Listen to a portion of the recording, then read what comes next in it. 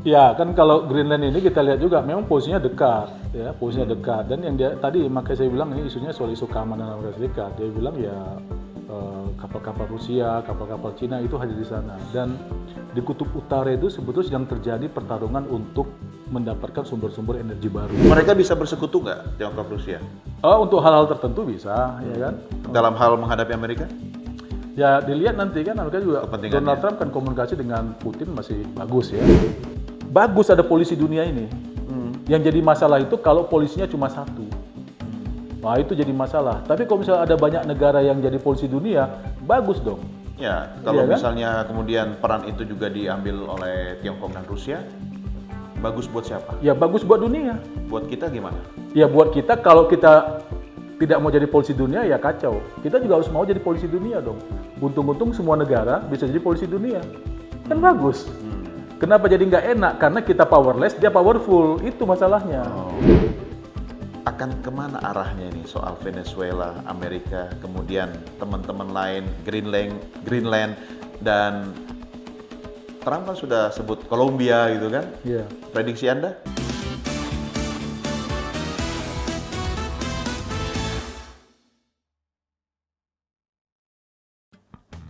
Oke teman-teman, kita lanjut lagi ngobrol dengan Bang Teguh. Dan sekarang saya mau geser lagi ke kemungkinan calon korban Amerika berikutnya nih. Ya. Greenland dulu deh, Greenland, mana nih? Ya, kan kalau Greenland ini kita lihat juga memang posisinya dekat, ya, posisinya dekat. Dan yang dia tadi makanya saya bilang ini isunya soal isu keamanan Amerika Serikat. Dia bilang ya kapal-kapal Rusia, kapal-kapal Cina itu hadir di sana. Dan di kutub utara itu sebetulnya sedang terjadi pertarungan untuk mendapatkan sumber-sumber energi baru. Ya. Kita yang barangkali nggak lihat ya, tapi ini sudah terjadi sejak 2 dekade lalu lah.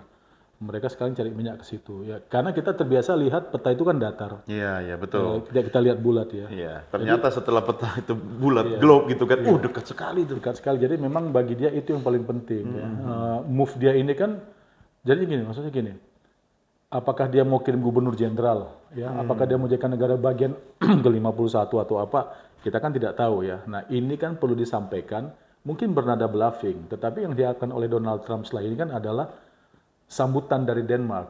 Dia paham nggak? Responnya Denmark itu yang ditunggu sama Trump. Itu ditunggu sama Apa Trump. yang diinginkan Trump? Denmark harus seperti apa? Ya, supaya Denmark tidak jadi pelabuhan bagi lawan-lawan Amerika. Artinya jangan berperang dengan Amerika kan? Iya, jangan memberi kesempatan. Oke. Itu aja sebetulnya yang diinginkan. Kalau misal Denmark mengatakan oke, gue bisa kontrol, tapi waktu dalam penerbangan dari rumah dia ke Washington DC kan dia bilang Denmark gak akan bisa melakukan itu. Saya kasih waktu 2 bulan kan gitu. Nah itu kan mungkin karena mereka memang sudah melakukan banyak pembicaraan. Iya. Dan ketidakmampuan Denmark itu barangkali bukan karena dia tidak mau ya, tapi karena memang dia tidak mampu kan barangkali. Lo kasihan dong Bang, krisis. seperti gajah berantem pelanduk lah yang jadi korban. Artinya kenapa Amerika tidak berkonfrontasi langsung dengan Tiongkok dan Rusia kalau itu ada tempatnya di Denmark misalnya gitu kan? Oh mau begitu? Nah itu pertanyaan. Bung Doni mau begitu? Jangan juga. Lebih ngeri lagi nih. Lebih ngeri lagi di kita. Janganlah, jangan langsung begitu. Tapi Amerika mampu melakukan itu. Saya kira iya, ini kan bahasa ya. Jadi kan memang Tapi kan Tiongkok dan Rusia juga bukan kaleng-kaleng bagi ya, Amerika. tapi kan Tiongkok dan Rusia kan juga bukan satu negara, tapi 2 negara yang punya interest sendiri kan. Iya. Jadi kan itu juga mesti dilihat. Ini kan Iya, bukan 1 lawan 2 ini, bukan. Iya. Ini perang segitiga itu sebetulnya. Iya. Kan? Mereka bisa bersekutu nggak Tiongkok Rusia? Untuk hal-hal tertentu bisa, ya kan. Dalam hal menghadapi Amerika? Ya dilihat nanti kan Amerika juga Kepentingannya. Donald Trump kan komunikasi dengan Putin masih bagus ya, masih bagus misalnya. Jadi ya ada gitu-gitunya. Dulu misalnya kita mundur sedikit ke belakang ya, waktu Mao Zedong misalnya memimpin Tiongkok, dia ingin menjadikan Cina itu kan kiblatnya Soviet, Iya. ya maka dia bikinlah revolusi kebudayaan. Iya. Wah dilawan oleh banyak kelompok intelektual ya, orang-orang yang ikut long march dengan Mao Zedong, termasuk Deng Xiaoping misalnya kan melawan itu semua. Iya, Karena mereka bilang ya kita bisa maju dengan cara kita sendiri. Cuma opening up saja gitu. Kenapa harus berkiblat pada Uni Soviet gitu. Jadi menurut saya ada juga suasana-suasana begitu dan sinolog-sinolog di Amerika Serikat pasti akan memiliki catatan yang cukup lengkap tentang pada titik-titik seperti apa akan terjadi simpangan kepentingan ya, perbedaan kepentingan antara Amerika Serikat, antara Rusia dan Tiongkok gitu. Jadi ini bukan 1 lawan 2 ya. Dan dalam doktrin realis ya memang begitu ya. Di doktrin realis ya semua negara yang akan tadi inclusive security. Kim Jong Un sudah menyatakan dukungannya kepada kakak tertua. Iya, akan begitu untuk masa ini kan gitu. Tapi kan pernah juga ada masa di mana Korea Utara hubungan dengan Rusia tidak begitu bagus. Ada juga, ya kan? Nanti baca aja buku ini. Oke, ini makanya ya. Ini yang cakep memang foto depannya ini. Tapi itu sejarah lah, sejarah. Kalau saya kan makanya kan setiap negara itu harus mengedepankan kepentingan nasionalnya. Iya kan? Kita nggak bisa bilang Korea Utara sekalipun dia tidak mengedepankan kepentingan nasional Rusia loh. Kim Jong Un pasti mengedepankan kepentingan nasional Korea Utara. Bahwa untuk mengamankan kepentingan itu dia harus bersekutu dengan Rusia, itu pilihan logis hari ini buat dia. Rusia juga begitu, Tiongkok juga begitu, Amerika Serikat juga begitu, semua negara begitu. Makanya kemarin saya ada bilang sama teman, bagus ada polisi dunia ini. Yang jadi masalah itu kalau polisinya cuma satu. Wah itu jadi masalah. Tapi kalau misalnya ada banyak negara yang jadi polisi dunia, bagus dong. Ya, kalau misalnya kemudian peran itu juga diambil oleh Tiongkok dan Rusia, bagus buat siapa? Ya bagus buat dunia. Buat kita gimana? Ya buat kita kalau kita tidak mau jadi polisi dunia ya kacau. Kita juga harus mau jadi polisi dunia dong. Untung-untung semua negara bisa jadi polisi dunia. Kan bagus. Kenapa jadi nggak enak? Karena kita powerless, dia powerful. Itu masalahnya. Ya kan? Ya kenapa nggak berpikir supaya kita jadi powerful juga? Ya kan? Makanya kita perlu banyak power bank. Itu persoalannya ini jok bapak-bapak juga. Tapi benar, benar. Power bank kalau kita asumsikan sebagai kekuatan, tenaga, kita tidak punya cadangan tenaga sebenarnya. Nah itulah yang kita mesti sama-sama bangun. Makanya bersatu kan, persatuan. Bersatu, kasih MBG, ya kan, hidupi ekonomi rakyat lewat Koperasi Merah Putih. Kan gitu, sekolah rakyat. Kan tujuannya itu sebetulnya. Itu terlalu jangka panjang. Nah, memang kita nggak mau berproses, itu persoalan. Kita ini termasuk kita berdua loh, bagian dari Republik ini yang sudah saya nggak tahu terlatih atau terbiasa untuk hal-hal yang harusnya investasi jangka panjang, maunya sekarang. Ya, ini sisi budaya. Contoh gini. Saya ini ngajar mata kuliah HI dan kebudayaan. Jadi saya melihat negara-negara yang sekarang, ya saya nggak bilang negara besar macam Amerika lah ya. Tapi misalnya macam Vietnam, kan dia melakukan revolusi kebudayaan, namanya Doi Moi. Oke, kita lihat Malaysia. Ketika Mahathir berkuasa tahun 80-an, apa yang dilakukan oleh Mahathir? Namanya Asas Dasar ke Timur. Nggak malu-malu Mahathir bilang, kita lihat Jepang. Ya kan? Dan saya sih tidak mau membandingkan Indonesia dan Malaysia lah ya. Nanti kan nggak enak nih ya. Tapi ya oke lah, kita kan punya jawaban di hati masing-masing. Ya kan? Jadi maksud saya, itu harus dilakukan. Perbaikan itu harus dilakukan, ya. Atau misalnya Small Undong di Korea Selatan, ya. Atau misalnya Juche di Korea Utara, itu dilakukan. Harus ada tema yang membuat bangsa ini bergerak ke arah menjadi powerful. Powerful itu bukan berarti kita mau jadi bully, mau sikat negara lain, bukan. Powerful itu supaya kita punya deterrence, supaya orang tidak mengganggu kita. Sebagaimana Tiongkok dengan pertumbuhan ekonominya sekarang, itu yang membuat Amerika juga nggak bisa tidur nyenyak kan? Iya, tadi misalnya transisi dari Mao Zedong ke Deng Xiaoping. Nah ini kan momentum di sana.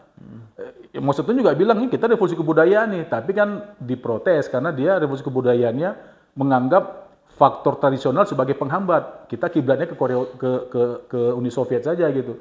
Nah itu masalahnya gitu. Maka dilawanlah dia oleh kelompok-kelompok junior dia, Deng Xiaoping dan seterusnya ini.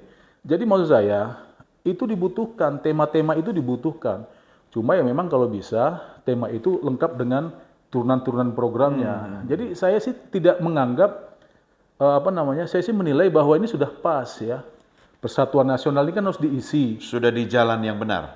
Sudah jalan yang benar, cuma memang kita harus bersabar. Nah persoalannya kan, tadi kita ini mau pegang Piala Dunia, ya enggak? Kalau bisa tahun depan, nah persoalan, ya kan? Di mana-mana harus ada proses. Saya nggak mau bahas Piala Dunia dulu deh. Saya mau bahas Iran. Iran. Nah, ini masih kaitannya Amerika Venezuela. Gimana nih Bang, Iran ini? Iran ini dilema tersendiri juga bagi Amerika Serikat. Tapi saya kira Iran ini sama seperti kita ya, bukan tidak bisa diajak berdialog oleh Amerika Serikat. Zaman Obama ya tahun 2013-2014 itu sudah ada pembicaraan 2015 antara Iran dan Amerika Serikat untuk memaintain kapasitas nuklir di Iran gitu ya. Tapi kemudian ini kan dimentahkan oleh Donald Trump di periode pertama dia. Itu satu hal. Nah, hal yang lain, Iran juga negara yang memiliki proses demokrasi yang menarik ya. Ada kesempatan bagi rakyat untuk mengevaluasi rejim di sana. Ya kan? Nah, ini juga menarik sehingga rakyat punya hak untuk berpartisipasi dalam menentukan itu. Gitu. Jadi saya sih kalau negara-negara yang macam begini saya tidak terlalu khawatir ya. Ya karena mereka punya proses untuk melakukan koreksi, evaluasi gitu ya. Memberikan penguatan-penguatan sama seperti di kita lah, ada mekanisme itu gitu. Yang kita khawatirkan itu kan mestinya yang waduh ini bagaimana ya cara dia untuk mengoreksi sistem internal dia, itu yang kita khawatirkan. Misalnya apa? Misalnya dengan segala hormat untuk almarhum Gaddafi kan, dia nggak punya mekanisme itu. Dia aja bingung bagaimana caranya dia mengalihkan kekuasaan. Dia bukan presiden, dia bukan perdana menteri, dia cuma big brother. Iya kan? Kemana dia harus mengalihkan kekuasaan? Ya nggak ada cara lain kecuali harus dimatikan gitu. Ya kan? Tapi kalau misalnya dia punya proses untuk mengganti rejim dengan teratur ya, frekuensinya jelas gitu. Ada mekanisme demokratisnya barangkali kita masih melihat Muammar Gaddafi hari ini ya. Cuma dia mau jadi itu, susah jadinya. Tapi Iran sekarang di mata Amerika seperti apa posisinya? Ya sekarang kan dia biarkan Iran sedang berproses kan. Biarkan aja dulu selesai Dia kasih prosesnya. waktu atau dia melihat, monitor, kemudian ada target tertentu? Pasti dikasih waktu. Yang dia butuhkan oleh Amerika Serikat itu adalah Iran yang bersahabat dengan mereka. Saya bicara Amerika di bawah Trump ya? Iya, iya. Yang dibutuhkan oleh Iran juga Amerika yang bersahabat dengan mereka. Yang bukan Iran. Ya kan? Nah soal mana figur yang bersahabat di setiap negara, ini kan persoalan idiosinkretik penguasa nih. Ya, Iran kan juga melihat Amerika Serikat bukan sebagai negara yang tidak mungkin mengalami perubahan rejim. Betul. Ya, jadi mereka tinggal sabar saja menunggu. Iya. Amerika Serikat itu bukan negara yang nggak punya persoalan gitu maksudnya. Iya, Ya kan? Tapi Iran kan, tahu itu. Tapi kan tergantung partai yang berkuasa juga kan. Kalau di Amerika misalnya, Republik ini kan kesannya keras ya gitu ya. Ya, kalau kita lihat satu dekade terakhir paling nggak pengamatan saya sampai ke zaman Obama ya, ketika dia punya kesepakatan nuklir dengan Iran dan kemudian beberapa negara pemilik nuklir di Eropa ya, Jerman juga ada gitu, Uni Eropa dilibatkan. Saya pikir itu promising ya, itu menjanjikan gitu. Tapi kalau misalnya kita lihat Amerika Serikat dan Korea Utara, Obama nggak bisa dipakai gitu. Yang bisa dipakai malah Donald Trump, ya kan? Kita lihat Amerika Serikat dan Kuba, Obama dekat, Donald Trump enggak kan gitu. Jadi itu makanya saya bilang, gimana ya? Jadi kita barangkali tidak setuju dengan satu negara untuk satu isu. Tapi barangkali dengan isu lain kita bisa setuju dengan dia. Nah ini dia matematika kehidupan. Dan memang ada eranya. Ada eranya. Tapi kan kita harus membuat, kalau dari perspektif Amerika, setiap era, setiap presidennya, dia harus menjaga, memaintain hubungan itu. Meski si A tidak cocok dengan yang ini, si B cocoknya dengan si itu gitu kan. Nah, apa yang akan terjadi ketika kemudian tiba-tiba ada perubahan geopolitik lagi dengan munculnya Rusia dan Tiongkok sebagai kekuatan baru yang dominan? Ya dunia relatif lebih aman saya kira. Yakin? Yakin. Coba kita lihat perang dingin. Bagaimana perang dingin berakhir? Perang nggak mereka? Enggak. Collapse Soviet Union. Jadi kekuatan itu punya fungsi deterrence. Perang itu perdamaian itu masa di antara dua perang. Perdamaian bisa panjang kalau pihak-pihak yang bertikai punya kekuatan yang seimbang. Nanti kita nondok lagi nih. Tetapi kalau misalnya ada pihak yang powerful, ada pihak powerless, masa damainya pasti sedikit, pendek. Pendek ya. Yang powerful pasti akan timpa yang powerless. Maka tadi saya bilang, kalau ada banyak polisi dunia di muka bumi ini, pikiran saya, kita relatif akan lebih aman. Karena tidak ada yang mau mengalami retaliasi. Dengan posisi yang tetap sama, Indonesia? Ya, Indonesia tidak kan memihak? Enggak, salah. Salah kan? Salah ya. Maksud saya salah kalau ini dipertahankan. Oke. Tapi kan kita tidak ingin bertahan sebagai negara peri-peri kan. Rejim Prabowo saya pikir paham banget bahwa negara ini tidak boleh jadi peri-peri seterusnya gitu. Ya kan? Maka dia ingin bangkit juga. Cuma jangan sampai proses bangkit dia ini bikin kegelisahan yang baru. Di kawasan Asia Tenggara, di kawasan Asia. Ya kan? Kegelisahan. Oh, dari mana pesawatnya dia itu? Iya, Amerika iya. Serikat bertanya. Apa yang bikin Amerika gelisah ketika Indonesia mulai bangkit tapi tidak sesuai dengan keinginan Amerika? Enggak, kalau Amerika bangkit, yang gelisah itu bukan cuma Amerika, itu mesti dipahami dulu. Iya kan? Rusia kan juga, Indonesia bangkit. iya, Indonesia mau bangkit. Yang gelisah bukan cuma Amerika dong. Iya. Rusia kan juga gelisah. Betul. Cina juga gelisah. Iya. Mereka bersekutu dong. Enggak, mereka kan nggak bisa bersekutu. Nah, inilah permainannya. Inilah permainannya. Mereka sendiri-sendiri. Iya. Tapi kalau mereka memiliki kekhawatiran yang sama terhadap kita, gimana? Ya kan negara bukan cuma 4, Iya, bukan iya. cuma Indonesia, Cina, Rusia, dan Amerika kan enggak, ya kan? Kan ada lagi persoalan-persoalan baru di sini. Jadi saya mau katakan begini, kita bangkit, kita membangun, kita mau jadi powerful, itu kan bagus, ya kan? Kita mau ikut jadi polisi dunia, itu kan bagus. Bahwa faktanya kita bukan polisi dunia sekarang ya. Belum. Tapi kita bergerak ke arah itu. Kalau kita ikut polisi dunia, kalau kita punya power, kita bisa sama-sama menjamin stabilitas, perdamaian. Perdamaian tadi ya, dalam definisi paling sederhana, masa di antara dua perang. Iya, iya. Kita bisa membuat orang tidak akan terlibat dalam perang. Kenapa? Iya. Karena ada retaliasi yang ingin dihindarkan. Iya. Saya sih percaya itu, bahwa orang kalau sama-sama powerful, dia nggak akan perang.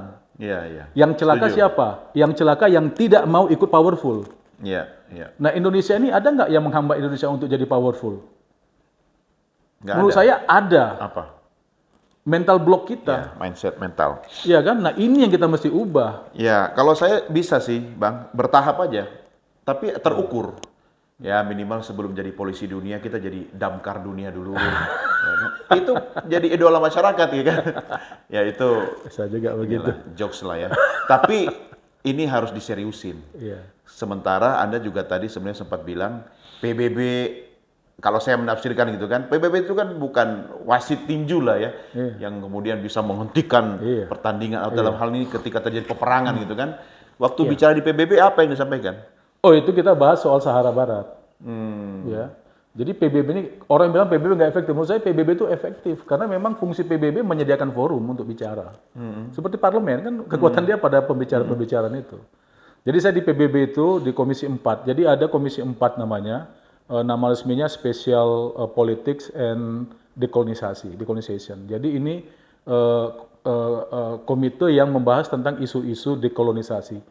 Di dunia ini masih banyak daerah, masih banyak kawasan, wilayah yang itu belum bisa menentukan nasibnya sendiri.